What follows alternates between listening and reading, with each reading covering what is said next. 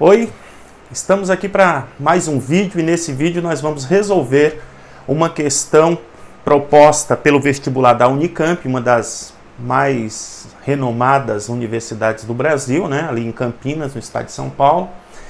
E ela aborda uma questão interessante que foi um dos desafios enfrentados no período das grandes navegações, né? Em que os marinheiros tinham que viajar por muitos dias, meses até, e eles precisavam não só do alimento, mas de água potável que desse para durasse, né, durante toda a viagem. Essa questão ela aborda essa temática, né, e a hipótese de você poder usar a água do mar, né, como um recurso, né, para beber essa água. Como seria possível isso? Vamos verificar através da resolução dessa questão. Acompanhe então comigo essa questão proposta pela Unicamp. Veja, mais uma vez eu quero dar a seguinte dica para você. Você olha para um texto grande de uma questão como essa e você já se assusta, fala, não vou conseguir, é grande.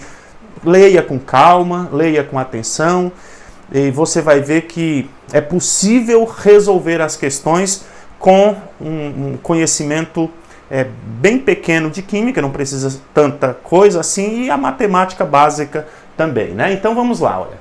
Um dos grandes problemas das navegações do século XVI referia-se à limitação de água potável que era possível transportar numa embarcação. Imagine uma situação de emergência em que restaram apenas 300 litros de água potável, né?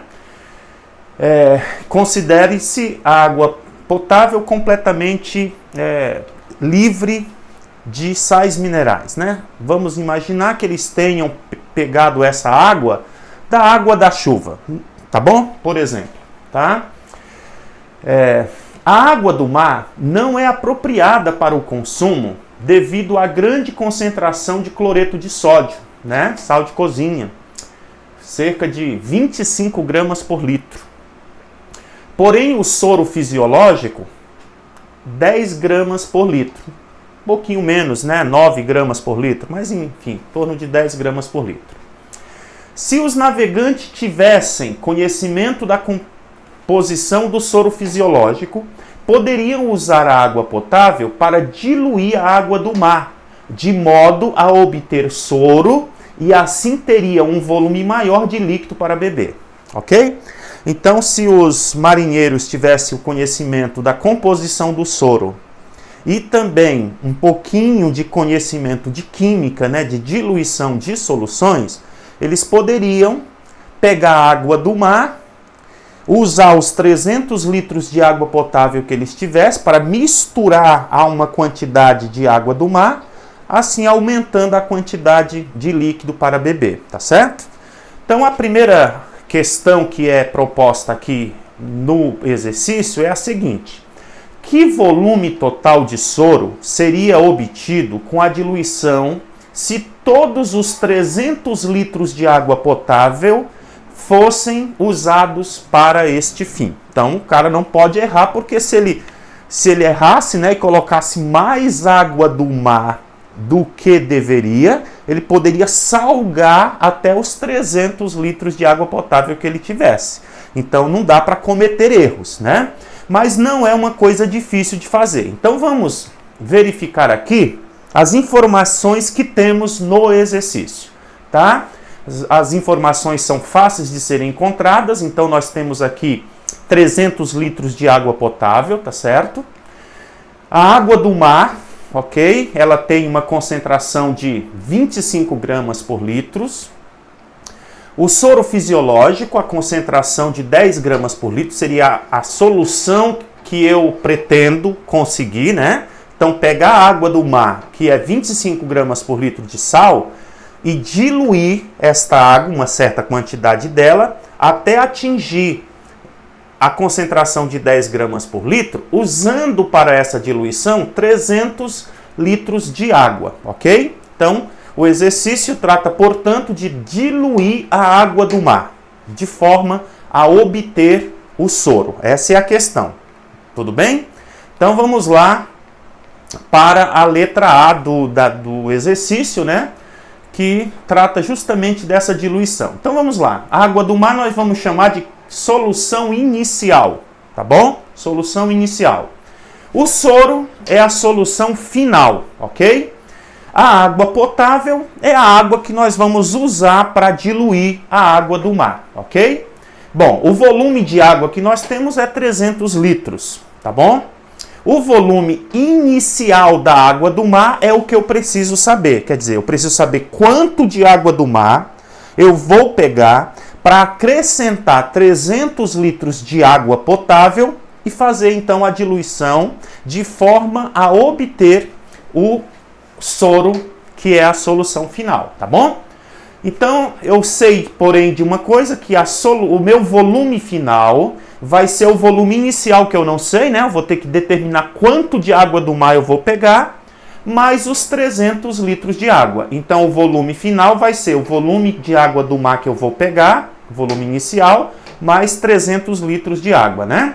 A concentração inicial eu sei que é 25 gramas por litro, que é a água do mar. A concentração final eu também sei, 10 gramas por litro, que é a concentração do soro, né? Na verdade, a gente até poderia usar os dados mais precisos aí, mas a gente está usando os dados do exercício. Eu entendo que a pessoa que propôs, a equipe que propôs essa questão aí, ela quer que o aluno apresente ali os conceitos básicos e o foco aí não é necessariamente fazer contas, né? Por isso ele usou valores assim, digamos, arredondados, né? Muito bem. A fórmula da diluição é esta. Concentração inicial vezes volume inicial é igual a concentração final vezes volume final, tá bom? Então vamos lá. Colocando aqui, né? Concentração inicial, volume inicial, tirando das informações que nós já separamos aqui. Então vamos substituir lá. Concentração inicial. Concentração inicial é a concentração inicial da água do mar, 25 gramas por litro.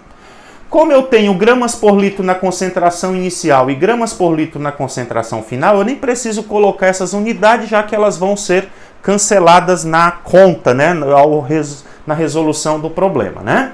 Vezes o volume inicial, que eu não tenho, é o que eu preciso saber. Eu quero saber quanto de água do mar eu vou pegar para poder misturar os meus 300 litros de água, né?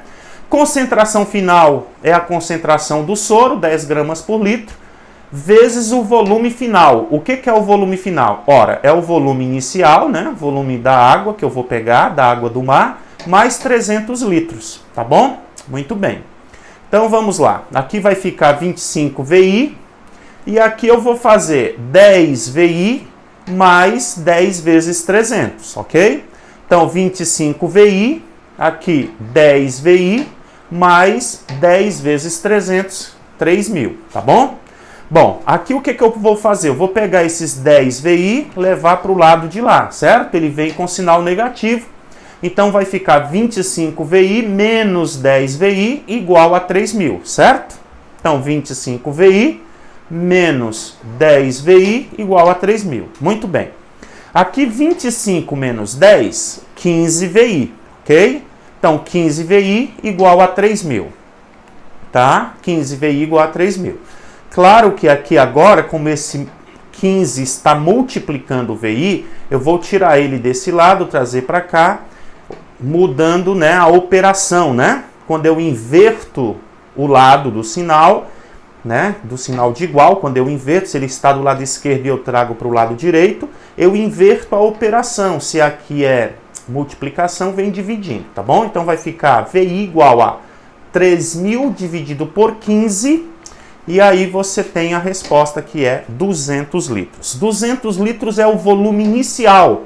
Então o que você vai fazer? Você vai pegar esse volume inicial de água do mar, 200 litros, acrescentar com mais 300 litros de água potável e assim você terá 500 litros de soro, tá certo? Você praticamente dobrou a quantidade de líquido para beber, né? Claro, isso aí é para ser utilizado numa situação como o exercício colocou, uma situação de extrema necessidade, tá certo? Se os 300 litros de água potável são suficientes para você terminar a viagem, você deixa os 300 litros.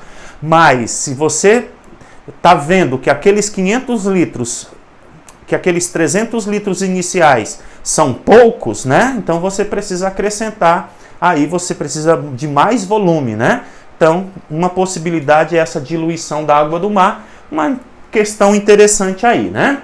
Agora a questão B é a seguinte, a questão B diz assim, ó, considerando-se a presença de 50 pessoas na embarcação e admitindo-se uma distribuição igual, né, para que cada um receba a mesma quantidade, uma distribuição equitativa do soro, quantos gramas de sal teriam sido ingeridos por cada uma das pessoas presentes ali na embarcação, né? Então, o soro tem a concentração de 10 gramas por litro, tá bom? O volume era de 500 litros, ok? Então, se 10 gramas estão para cada litro, quantas gramas estarão em 500 litros? Veja, ele quer saber quantas gramas de NaCl seriam ingeridas por cada uma das pessoas. Ora, para isso, eu preciso saber quantas gramas existem no total. Quantas gramas eu terei? Bom, é só dividir por 50 para eu saber quantas gramas ficarão para cada um, tá certo? Então, como eu tenho 500 litros de soro e cada litro tem 10 gramas, então é fácil, né? A massa total do sal vai ser 10 gramas em 1 litro vezes 500 litros, ok? Então, essa continha aí vai dar 5 quilos ou 5.000 gramas de sal, né? Bom, essa é a massa total de sal, é só dividir pelo número de pessoas na embarcação, ok? Então eu tenho a massa dividido pelo número de pessoas, ou seja, massa por pessoa será igual a 500 gramas dividido por 500 pessoas, ok?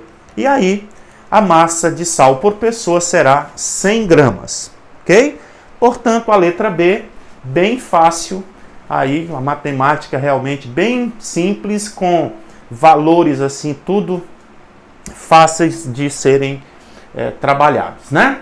Por último, a letra C está dizendo ali, ó, uma maneira que os navegadores usavam para obter água potável adicional, né, nas viagens, era recolher a água de chuva.